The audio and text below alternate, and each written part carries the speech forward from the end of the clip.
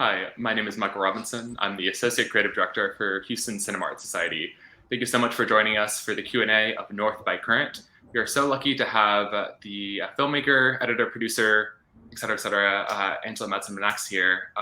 Madsen also was part of the core program in Houston, so he has nice connections to the region. Thank you so much for joining us, Madsen. Yeah, I'm so happy to be here, Michael. Thanks for having me and showing the work.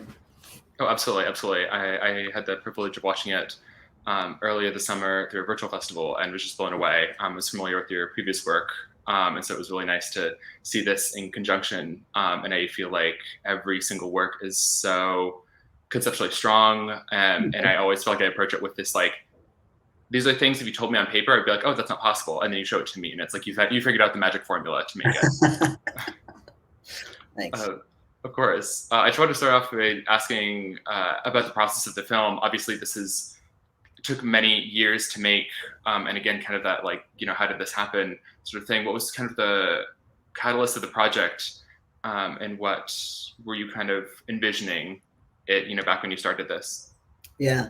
Well, my niece passed away in 2013, and I didn't start working on. I didn't even start shooting the film until 2015, which is why part of why so much of the first 2 years that unfold in the film happens in a sort of sense of a retelling. There's this idea of like a sort of recent history that's being revisited, not like it's verite in that moment or observational in that moment, but it's like reflective in that moment. So there's a little bit of catching up to do for that window of time that I was not shooting. And part of that is just like it didn't occur to me at the time to be shooting because it was just so traumatic and like all consuming all my energy and traveling back and forth because I was in Houston at that time, going back and forth from Houston to Michigan. But I mean, during those 2 years between my niece's death and me starting to shoot the film is when I was conceptualizing doing something. I didn't know what it would be or how I would deal with it. And I sort of just sat on it for those 2 years because I was so focused on dealing with the immediate stuff. But then after David was released, about a year and a half later was when I was able to start thinking about more seriously approaching a project about this. I think I was, conceptualizing the project in many different ways. I was thinking about it like more of a direct political kind of like prison abolition piece, or more of a conceptual theoretical piece about white American masculinity, or more of a piece about like the like slippery spaces of like spirit world and how that like overlaps so closely with queerness. There's so many different ways I could have approached the film. But when I started shooting, I thought it was mostly going to be like reenactments, long like retellings with these like landscape meditations or like landscape portraits, like minutes long portraits of landscapes and like voices sharing stories, and then some reenactments. And I thought that would be the whole film. And so once I started actually doing interviews, then I sort of was like, okay, maybe I could do this as a more traditional documentary and use it more for like, I don't know, to like show people how police brutality looks really different in whiteness and in ruralness than it's often depicted. I don't know. There was just so many different kind of trains of thought going around. And it wasn't until probably like 2 years ago that, after I'd been shooting for about 4 years, that the film started taking the shape it has now. Voiceover was always going to be a part of it, and I was constantly kind of like recording voice memos and dropping things in to create these like new juxtapositions that would be a springboard somewhere else. And so that was something I was playing with the whole time. But yeah, I mean, the project just changed so much over the course of 6 years, back and forth, me getting support from like some conventional outlets, or not conventional outlets, but, getting support from larger funders that generally fund more conventional documentaries made me think, oh, this film can be, more accessible to a wider audience than some of my experimental work, my short work. And so it might be productive to cater this film a little bit more accessibly. Absolutely. So I don't know, that was something I was working towards being kind of like authentic to my voice and also making something that could be accessed by more people than like the art world. So Completely. So you touched on so many of my questions. So I want to I'm gonna be constantly digging through this response to the entire thing. But I do want to, since you brought up to accessibility, I wanted to kind of ask if with accessibility in terms of this work and your previous works, did you feel kind of how did you get to that like level of like the content that's in this film versus like what might have been removed, and is that something that you felt was like an ongoing process of kind of shaping an audience, or was it something that you're thinking about what did the work need to be and then figuring out kind of where it should land with the audience? Yeah, I think the real thing that went into this film that I don't often do in other films is this concept of story. Story is like something documentary people talk about and think about all the time, like, oh, you got a good story there, and I'm just like, gag me. Yeah. But I'm mostly interested in ideas. I make films about ideas. And so story is not something that like enters my sphere when I'm thinking through a project. But with this, story was something I was conscious of because I knew that that's the sort of like crux that would enable someone to sort of like fall into it and just go for the ride. Mm-hmm. And it's not like I want to, I don't know, like encourage that type of passive viewership. But at the same time, I think a viewer should be able to like become more passive if that's the space they want to experience the film in. I don't know. You know what I mean? Like Absolutely. People who are active viewers are sort of like constantly dissecting and asking themselves questions about everything while they're watching. And passive viewers kind of just like want to sink in and like be absorbed in the work and kind of like consume it. Mm-hmm. And so I wanted the work to be able to slightly be passively consumed that way, but also be able to still ask the really big questions that I'm interested in asking. Because films about ideas for me ask those questions, like big questions about the world around us, the relationships we make, how we, cultivate intimacy and meaning in our lives, how we share collectivity. Those are all questions I'm always interested in. But just sort of like positioning them within the context of a somewhat more grounded narrative gave me the freedom to sort of explore those questions and also give people a kind of a structural backbone that they are in a position of preconception to experience when they go into a film. Because people are so kind of shaped by the language of cinema in every aspect of their lives. They're set up to think they know exactly how a film feels and looks, and what a condensed trajectory of time looks like. That in some ways I'm tapping into those preconceived notions. Absolutely.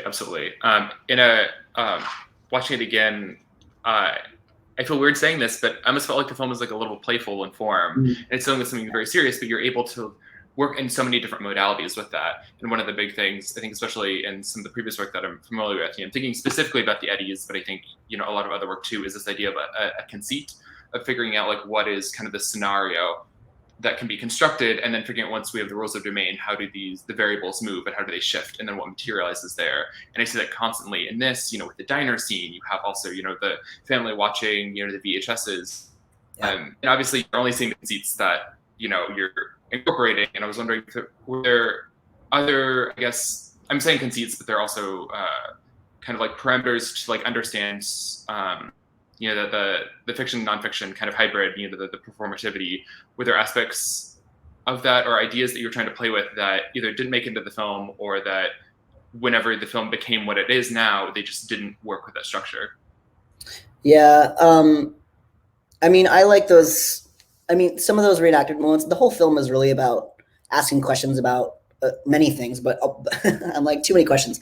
But like questions about truth and whose truth is true and how one defines truth, and also questions about ethics and or morals, and like the fact that there is more often than not no easy right or wrong, that most things exist in a sort of gray area, and those sequences are meant to help reinforce that line of thought.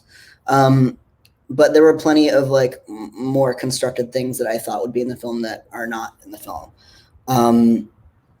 because the film would have been so dense and probably also so long that it would have it would have like gone against the intention of like getting people to actually watch it. So I don't know. I had so many more reenactment scenes planned at the beginning. I had this whole section where all my family members were assigned an actor to play them, and they would direct their own actor.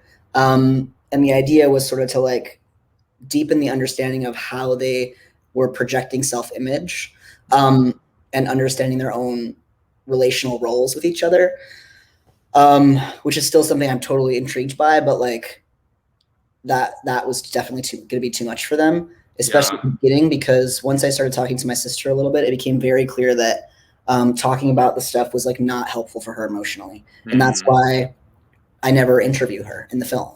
Like the first few conversations we had about it, like it was like, you know, I was like, okay, this is not something she's down for me to explore these ideas, but like she's definitely not interested in like doing a sit down interview, you know, about and you know, that's where so many questions about speech and communication come into play too in the film, that sort of like buttress that idea of like who's willing to talk and who's not willing to talk.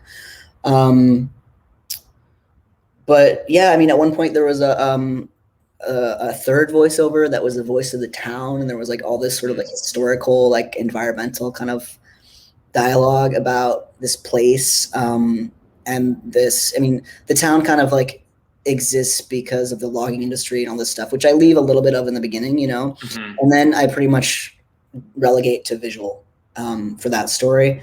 But that, I mean, I used to have this whole section. There's like a small history museum in the town that has all of these old animatronics from the 70s and 80s, like lumberjack animatronics, you know, like chopping wood and stuff. Incredible. Like, yeah, like pioneer people, you know, like, and I love that museum so much, and so I shot a bunch of footage in that museum, and I shot a bunch of footage with these two older local guys that run the museum and that are vibrant characters.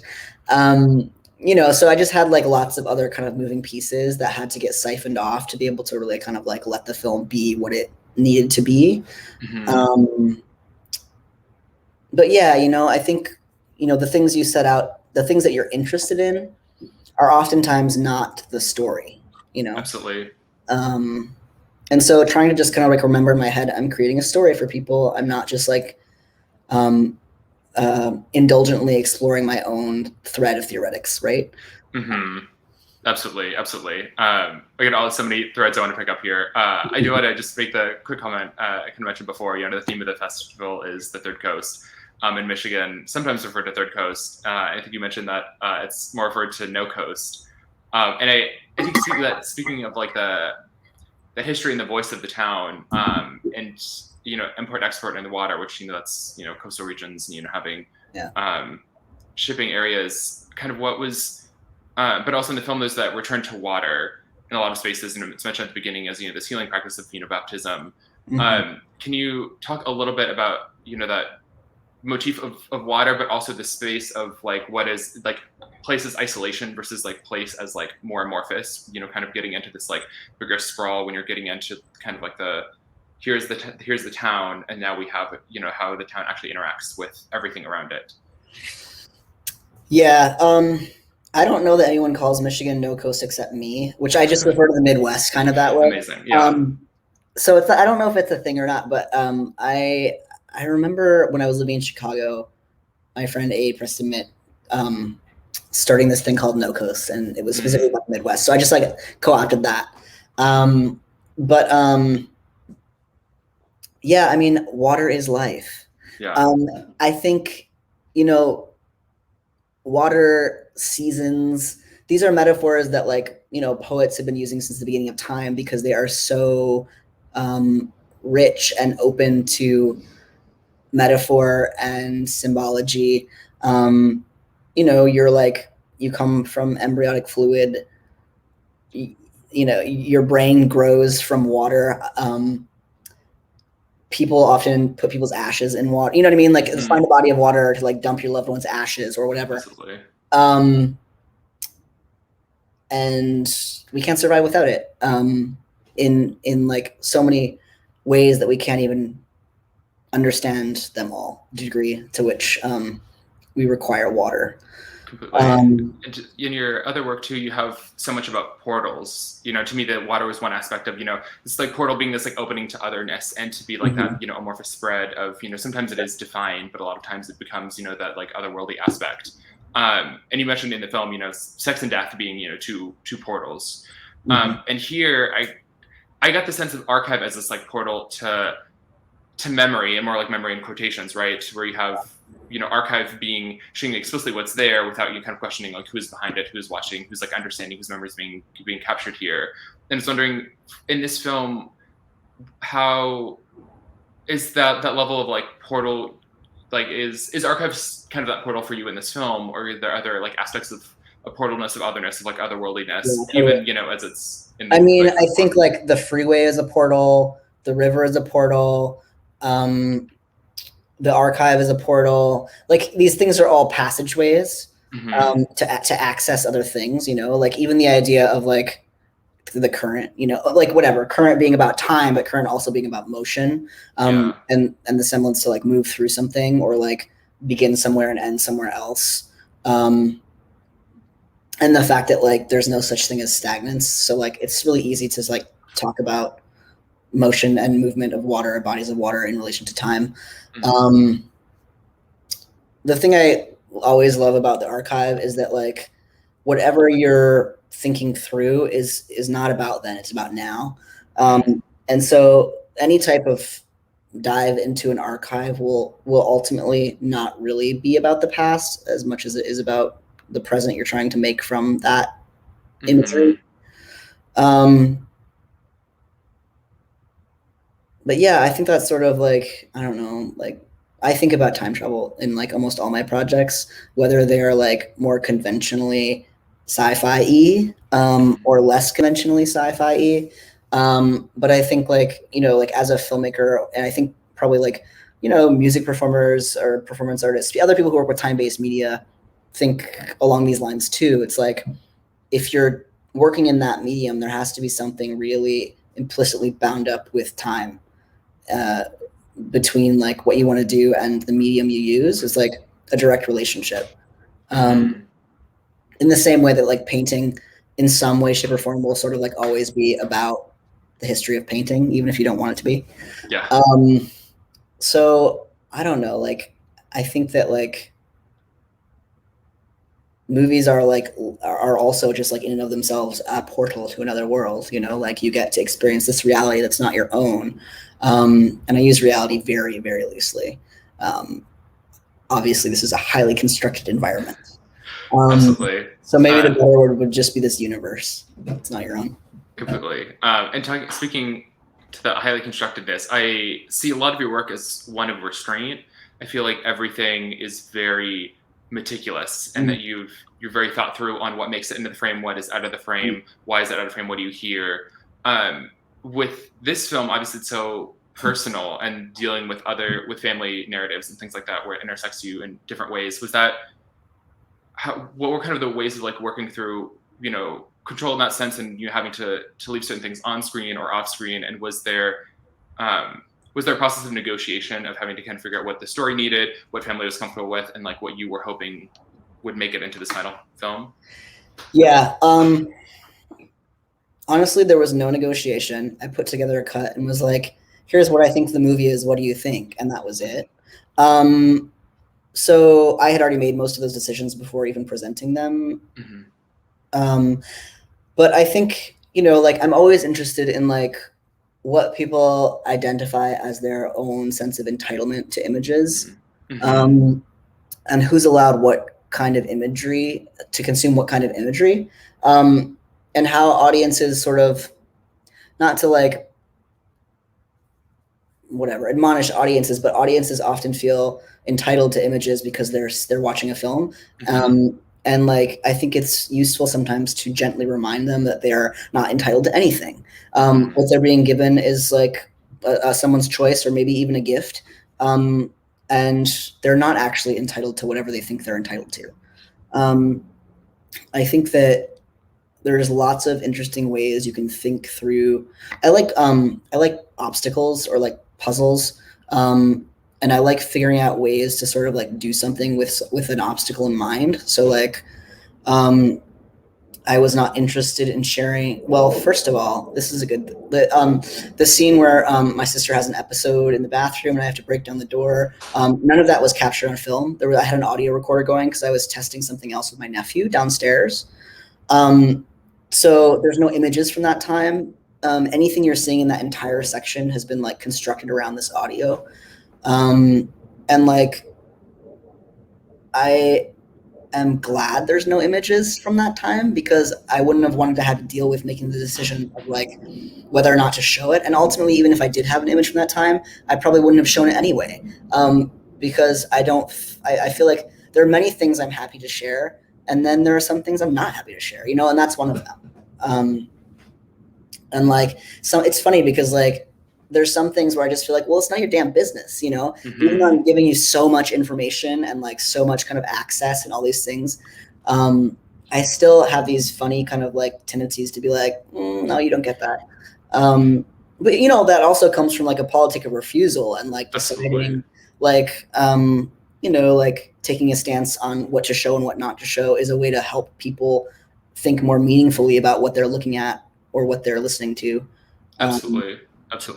Yeah. No, that was, I think, one of the huge strengths of this movie, and one that I think I was having trouble thinking of other films that do this so explicitly, is go away from that narrative of being like the beginning and here's the end and everything that happens in here is true and it's all included, and not this idea of like you have to think about just as much as what's being presented as what's not being presented, and you have to reckon and be okay with that because the film will not let you not be okay with that. It shows you exactly from the beginning what you were not going to see. And you as the audience have to understand that everywhere that you're being led in the film is, like you're saying, that is a gift. That is like being allowance. You know, you can now, you know, you're being welcomed to the space, but we know the boundaries. And the really understanding, you know, what can be displayed and what can't be displayed really, really well. I mean, I think that's one of the ways that I am getting around some of these problems with story is by just trying to set people up to not be disappointed by what they don't get, you know?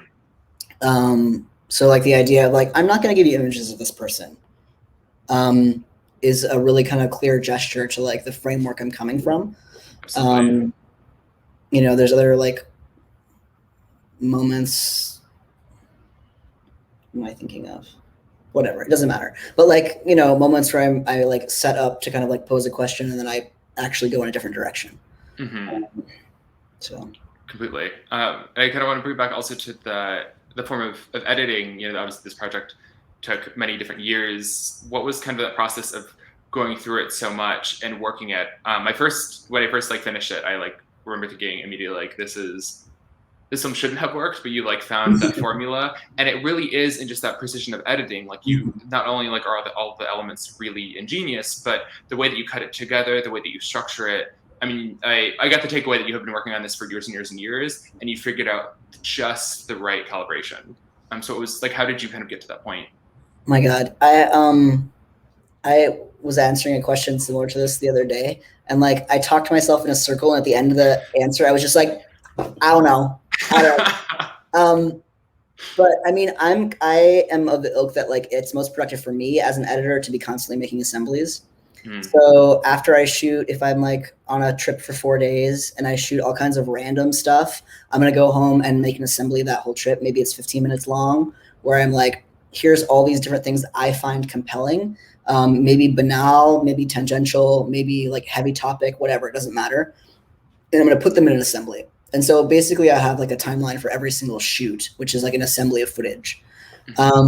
And then I can like make lots of markers in there that I have lots of color coding systems and stuff like that. So like I'll make an assembly and I'll mark it up with a color code of like things that I feel like are thematically relevant or personally relevant or narratively relevant, or things that I feel like are great segues into other conversations, or things that feel thematically appropriate. You know, I just have all these like markers for various things. And so when I get to a point in a different sequence where I'm thinking through an idea, I can kind of like Rolodex through my assemblies and look at some markers I've made to try to like springboard a new idea. Mhm. Obviously, that gets more complicated when you're working in a linear format, you know, because you can't go back to 2015 once you're in 2018. Yeah. Or you can a little bit, but like just a little bit. Yeah. So I think just like fucking like gluttonous punishment. I mean, I love editing, and like that kind of problem solving is what I enjoy most. I'm starting working on a project. And I was just talking to my friend who's going to DP the project for me yesterday. And I was like, I had this realization that I just hate production. I just don't like it. So like, let's make this as easy as possible. We're shooting all non-sync 16 millimeter. Like, it's going to be great. And like doing the things that I just like to do, which is like talk to somebody a lot and like make some pretty images and not have to worry about all the things that go into like a formal type of production. So that's just not the way I work best. I mean, I think seriously, like even though it's a terrible thing to say, like I think that part of the reason I was able to really arrive where I arrived and the time I arrived is because of COVID, and I had nothing else to do but edit. So like the film was almost completely shot when lockdown happened, except I was doing a couple pickup things to like cap off 2020.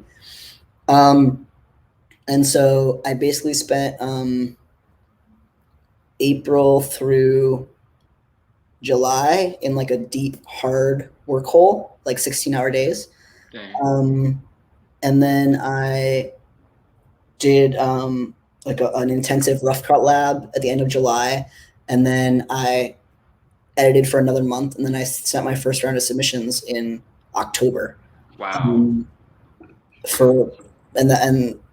the film went to Berlinale in February. So, I mean, I really cut the film in that kind of like 5-month window. Even though I had obviously been doing these assemblies for years, and thinking through various theories of voiceover. I mean, there are early cuts of this film where it's just like where it's so astonishingly different. Just like so many different kind of versions and formal approaches. There was one thing I was using that had a lot of on-screen text. And there was one thing I was using that was like, all these like static landscape portraits. I mean, just like I really could have gone in so many different directions with it. And what was like when you reached 2020? What was the marker to be like, okay, this is like we've reached the conclusion of this? Like, what was the kind of stopping point? Yeah, the stopping point had actually come a little earlier. In the summer of 2019, late summer 2019, I was shooting, and I left after, visiting my folks for about a week and shooting, and I left town, and I was like, I feel like I'm just shooting boring stuff at this point. Like there's no tension, like there's no like I can't feel material tension like in my relationships or in the landscape or in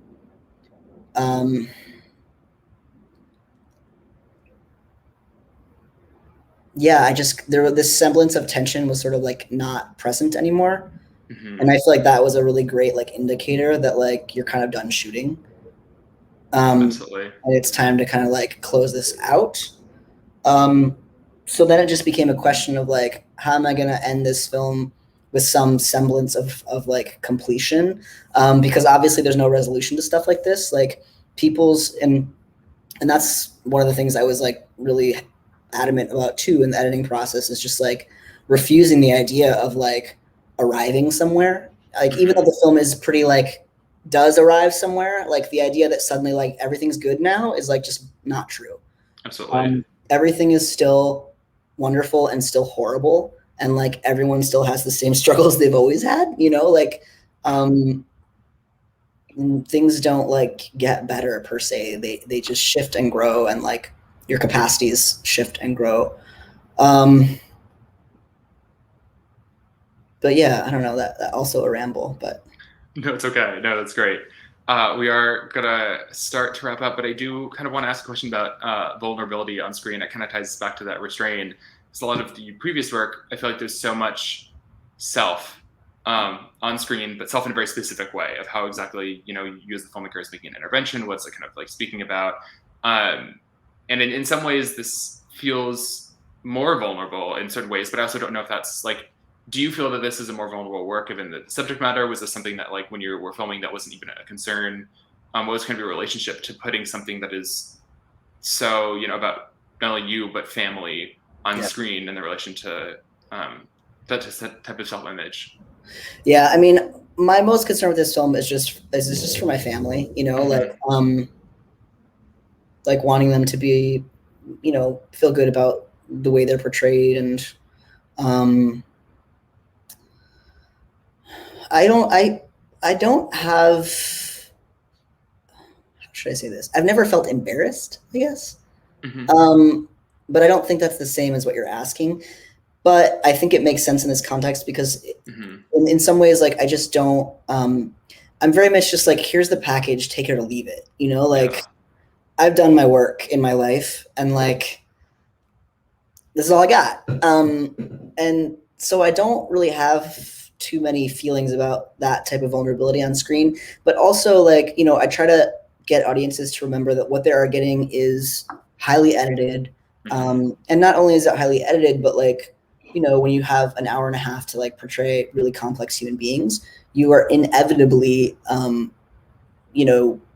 scaling back their spectrum of traits, so like each of us really only gets to kind of occupy these like 3 or 4 sort of like character qualities.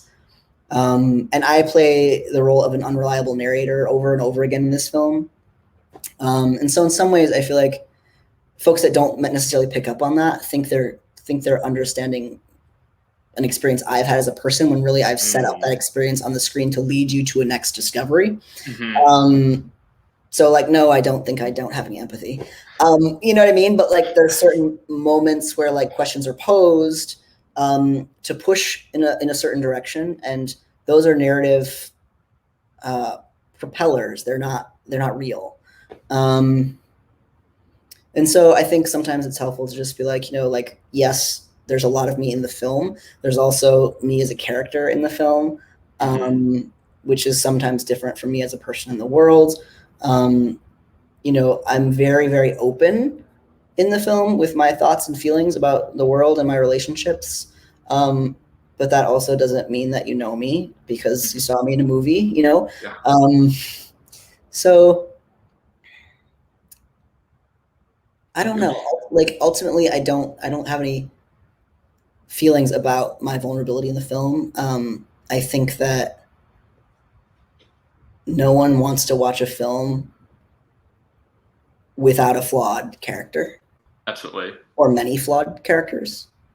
And so it seems ridiculous to me to have like presented myself as like somehow like whole. When so much of the film is about this fracturing that happens like symbolically and literally. Absolutely. I'm curious, based on the response, have people come up to you and kind of made like these assumptions that they like know more about you than you feel like is actually in the film, or is it? I wouldn't say they've made assumptions, but there have been a few, people like to ask questions based on information they learn in the film, as if it's not mutable information, or as if it's like static information, or folks like to ask questions that are like not about the film at all, and also not really about what happens in the film, because they feel like they have like access to you as a person, sort of. But I mean, whatever. It's not. I'm not like. I haven't been. I was gonna say I haven't been offended, but that's not true. But I'm usually not offended. Yeah. No, that makes sense. Well, I don't want to go too long, but this has been fantastic. Thank you so much for taking the time out to talk about the film, and thank you for sharing it with us. I mean, I am so pleased we get to show it. I mean, it's just really thank you, Michael. I really wish I could be there in person, but I know you guys have a great time. So. Oh, absolutely. No, hopefully everyone watching is, really enjoyed it too, and hopefully they can share their thoughts. Where can people find out more information about you if they want to maybe go on social media, keep up with your work? Yeah, sure. I'm on Instagram. I use it sometimes. I try to keep my website up to date with screenings, and that's just madsenminax.com. North by Current will broadcast on PBS. We'll be streaming on PBS through January 1st of this year. And so if folks want to spread the word to people who didn't get to come to the screening, they can check it out on PBS. Perfect. Thank you again so much for taking the time out. We really appreciate it. Thank you, Michael. I really appreciate your questions. Of course, absolutely. And hope you have a great rest of your day. Thanks. Bye.